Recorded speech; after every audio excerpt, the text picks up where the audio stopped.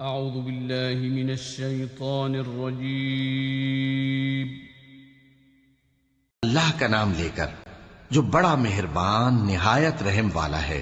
کاف ہا یا عین صاد، یہ تمہارے پروردگار کی مہربانی کا بیان ہے جو اس نے اپنے بندے زکریا پر کی تھی جب انہوں نے اپنے پروردگار کو دبی آواز سے پکارا اور کہا کہ اے میرے پروردگار، میری ہڈیاں بڑھاپے کے سبب کمزور ہو گئی ہیں اور سر سفید بالوں کی وجہ سے چمکنے لگا ہے، اور اے میرے پروردگار، میں تجھ سے مانگ کر کبھی محروم نہیں رہا، اور میں اپنے بعد اپنے بھائی بندوں سے ڈرتا ہوں، اور میری بیوی بانجھ ہے، پھر بھی مجھے اپنے پاس سے ایک وارث عطا فرما جو میری اور اولاد یعقوب کی میراث کا مالک ہو، اور اے میرے پروردگار، اس کو خوش اخلاق بنائیو۔ فرمایا اے زکریا، ہم تم کو ایک لڑکے کی بشارت دیتے ہیں جس کا نام یحییٰ ہوگا، اس سے پہلے ہم نے اس نام کا کوئی شخص پیدا نہیں کیا۔ انہوں نے کہا کہ پروردگار، میرے ہاں کس طرح لڑکا ہوگا جبکہ میری بیوی بانجھ ہے اور میں بڑھاپے کی اس حالت کو پہنچ گیا کہ سوکھ گیا ہوں۔ حکم ہوا کہ اسی طرح ہوگا۔ تمہارے پروردگار نے فرمایا ہے کہ مجھے یہ آسان ہے، اور میں پہلے تم کو بھی تو پیدا کر چکا ہوں اور تم کچھ چیز نہ تھے۔ کہا کہ پروردگار، میرے لیے کوئی نشانی مقرر فرما۔ فرمایا نشانی یہ ہے کہ تم صحیح و سالم ہوتے ہوئے 3 رات دن لوگوں سے بات نہ کر سکو گے۔ پھر وہ عبادت کے حجرے سے نکل کر اپنی قوم کے پاس آئے تو ان سے اشارے سے کہا کہ صبح و شام تسبیح کرتے رہو۔ فرمایا اے یحییٰ، ہماری کتاب کو مضبوطی سے تھامے رہو، اور ہم نے ان کو لڑکپن ہی میں دانائی عطا فرمائی تھی اور اپنے پاس سے شفقت اور پاکیزگی دی تھی، اور وہ پرہیزگار تھے، اور وہ اپنے ماں باپ کے ساتھ نیکی کرنے والے تھے اور سرکش اور نافرمان نہیں تھے۔ اور جس دن وہ پیدا ہوئے اور جس دن وفات پائیں گے اور جس دن زندہ کر کے اٹھائے جائیں گے ان پر سلام ہے۔ اور کتاب یعنی قرآن میں مریم کا بھی تذکرہ کرو، جب وہ اپنے لوگوں سے الگ ہو کر مکان کے مشرقی حصے میں چلی گئیں، پھر انہوں نے ان کی طرف سے پردہ کر لیا تو ہم نے ان کی طرف اپنا فرشتہ بھیجا، سو وہ ان کے سامنے ایک خوبصورت مرد کی صورت میں آیا۔ مریم بولی کہ اگر تم پرہیزگار ہو تو میں تم سے بچنے کے لیے رحمان کی پناہ لیتی ہوں۔ فرشتے نے کہا کہ میں تو تمہارے پروردگار کا بھیجا ہوا یعنی فرشتہ ہوں، اور اس لیے آیا ہوں کہ تمہیں پاکیزہ لڑکا بخشوں۔ مریم نے کہا کہ میرے ہاں لڑکا کیوں کر ہوگا جبکہ مجھے کسی مرد نے بطور شوہر چھوا تک نہیں اور میں بدکار بھی نہیں ہوں۔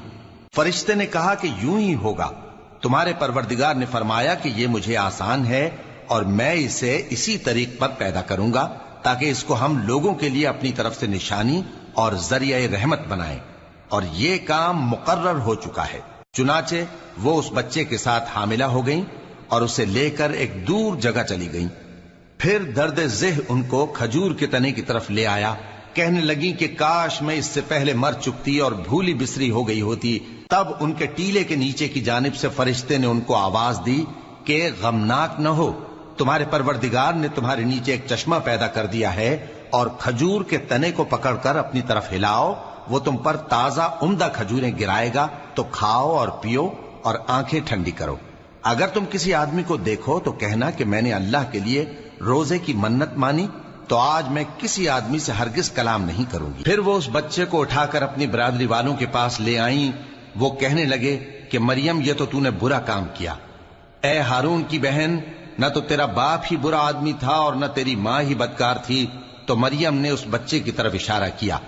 وہ بولے کہ ہم اس سے کہ گود کا بچہ ہے کیسے بات کریں؟ بچے نے کہا کہ میں اللہ کا بندہ ہوں، اس نے مجھے کتاب دی ہے اور نبی بنایا ہے، اور میں جہاں ہوں اور جس حال میں ہوں اس نے مجھے صاحب برکت بنایا ہے، اور جب تک زندہ ہوں مجھ کو نماز اور زکوٰۃ کا ارشاد فرمایا ہے، اور مجھے اپنی ماں کے ساتھ نیک سلوک کرنے والا بنایا ہے اور سرکش و بدبخت نہیں بنایا، اور جس دن میں پیدا ہوا اور جس دن مروں گا اور جس دن زندہ کر کے اٹھایا جاؤں گا مجھ پر سلام ہے۔ یہ مریم کے بیٹے عیسیٰ ہیں، اور یہ سچی بات ہے جس میں لوگ شک کرتے ہیں۔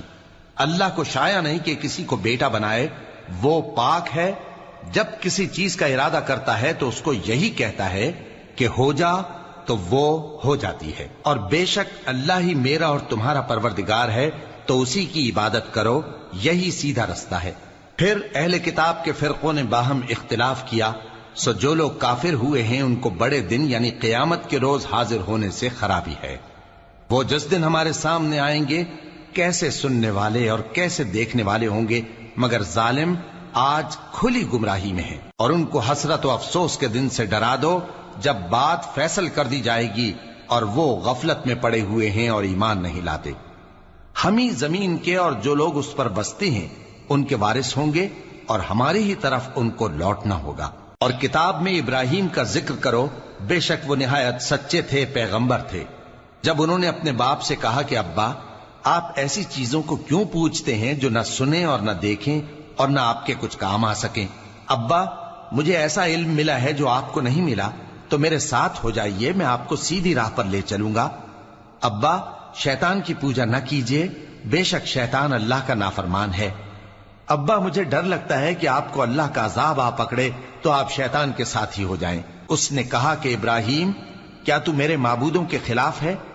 اگر تو باز نہ آئے گا تو میں تجھے سنسار کر دوں گا اور تو ہمیشہ کے لیے مجھ سے دور ہو جا۔ ابراہیم نے سلام علیکم کہا اور کہا کہ میں آپ کے لیے اپنے پروردگار سے بخشش مانگوں گا، بے شک وہ مجھ پر نہایت مہربان ہے۔ اور میں آپ لوگوں سے اور جن کو آپ اللہ کے سوا پکارا کرتے ہیں ان سے کنارہ کرتا ہوں اور اپنے پروردگار ہی کو پکاروں گا۔ امید ہے کہ میں اپنے پروردگار کو پکار کر محروم نہیں رہوں گا۔ اور جب ابراہیم ان لوگوں سے اور جن کی وہ اللہ کے سوا پرستش کرتے تھے الگ ہو گئے تو ہم نے ان کو اسحاق اور اسحاق کو یعقوب بخشے اور ہر ایک کو پیغمبر بنایا، اور ہم نے ان کو اپنی رحمت سے بہت سی چیزیں عنایت کی اور ان کا ذکر جمیل بلند کیا۔ اور کتاب میں موسیٰ کا بھی ذکر کرو، بے شک وہ ہمارے برگزیدہ تھے اور رسول تھے، نبی تھے۔ اور ہم نے ان کو طور کی داہنی طرف سے پکارا اور باتیں کرنے کے لیے نزدیک بلایا، اور اپنی مہربانی سے ان کو ان کا بھائی ہارون پیغمبر بنا کر عطا کیا۔ اور کتاب میں اسماعیل کا بھی ذکر کرو، وہ وعدے کے سچے اور رسول تھے، نبی تھے، اور وہ اپنے گھر والوں کو نماز اور زکوٰۃ کا حکم کرتے تھے اور اپنے پروردگار کے ہاں پسندیدہ تھے۔ اور کتاب میں ادریس کا بھی ذکر کرو، وہ بھی نہایت سچے تھے، نبی تھے، اور ہم نے ان کو اونچی جگہ اٹھا لیا تھا۔ یہ وہ لوگ ہیں جن پر اللہ نے اپنے پیغمبروں میں سے فضل کیا، یعنی اولاد آدم میں سے، اور ان لوگوں میں سے جن کو ہم نے نوح کے ساتھ کشتی میں سوار کیا، اور ابراہیم اور یعقوب کی اولاد میں سے، اور ان لوگوں میں سے جن کو ہم نے ہدایت دی اور جنہیں برگزیدہ کیا۔ جب ان کے سامنے ہماری آیتیں پڑھی جاتی تھیں تو سجدے میں گر پڑتے اور روتے رہتے تھے۔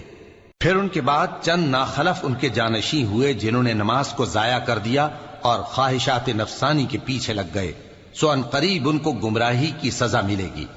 ہاں، جس نے توبہ کی اور ایمان لایا اور عمل نیک کیے تو ایسے لوگ بہشت میں داخل ہوں گے اور ان کا ذرا نقصان نہ کیا جائے گا، یعنی ہمیشہ کی بہشتوں میں جس کا اللہ نے اپنے بندوں سے وعدہ کیا ہے کہ جو ان کی آنکھوں سے پوشیدہ ہے۔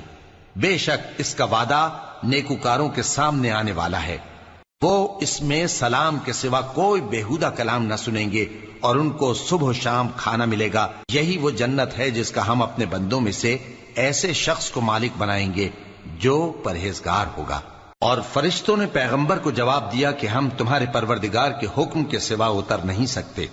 جو کچھ ہمارے آگے ہے اور جو پیچھے ہے اور جو اس کے درمیان ہے سب اسی کا ہے، اور تمہارا پروردگار بھولنے والا نہیں، یعنی آسمان اور زمین کا اور جو ان دونوں کے درمیان ہے سب کا پروردگار، تو اسی کی عبادت کرو اور اس کی عبادت پر ثابت قدم رہو۔ بھلا تم کوئی اس کا ہم نام جانتے ہو؟ اور کافر انسان کہتا ہے کہ جب میں مر جاؤں گا تو کیا زندہ کر کے نکالا جاؤں گا؟ کیا ایسا انسان یاد نہیں کرتا کہ ہم نے اس کو پہلے بھی تو پیدا کیا تھا جبکہ وہ کچھ بھی چیز نہ تھا؟ سو تمہارے پروردگار کی قسم، ہم ان کو جمع کریں گے اور شیطانوں کو بھی، پھر ان سب کو جہنم کے گرد حاضر کریں گے اور وہ گھٹنوں پر گرے ہوئے ہوں گے۔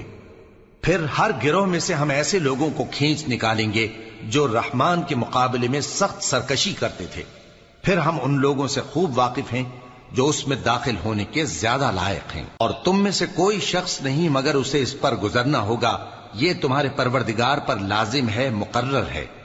پھر ہم پرہیزگاروں کو نجات دیں گے اور ظالموں کو اس میں گھٹنوں کے بل پڑا ہوا چھوڑ دیں گے۔ اور جب ان لوگوں کے سامنے ہماری آیتیں پڑھی جاتی ہیں تو جو کافر ہیں وہ مومنوں سے کہتے ہیں کہ دونوں فریق میں سے مکان کس کے اچھے اور مجلسیں کس کی بہتر ہیں؟ اور ہم نے ان سے پہلے بہت سی امتیں ہلاک کر دیں، وہ لوگ ان سے ٹھاٹ باٹ اور نمود و نمائش میں کہیں اچھے تھے۔ کہہ دو کہ جو شخص گمراہی میں پڑا ہوا ہے، رحمان اس کو آہستہ آہستہ مہلت دیا جاتا ہے، یہاں تک کہ جب اس چیز کو دیکھ لیں گے جس کا ان سے وعدہ کیا جاتا ہے، خواہ عذاب اور خواہ قیامت، تو اس وقت جان لیں گے کہ مکان کس کا برا ہے اور لشکر کس کا کمزور ہے۔ اور جو لوگ ہدایت یاب ہیں اللہ ان کو زیادہ ہدایت دیتا ہے، اور نیکیاں جو باقی رہنے والی ہیں وہ تمہارے پروردگار کے ہاں صلے کے لحاظ سے خوب اور انجام کے اعتبار سے بہتر ہیں۔ بھلا تم نے اس شخص کو دیکھا جس نے ہماری آیتوں سے کفر کیا اور کہنے لگا کہ اگر میں اثر نو زندہ ہوا بھی تو یہی مال اور اولاد مجھے وہاں ملے گا؟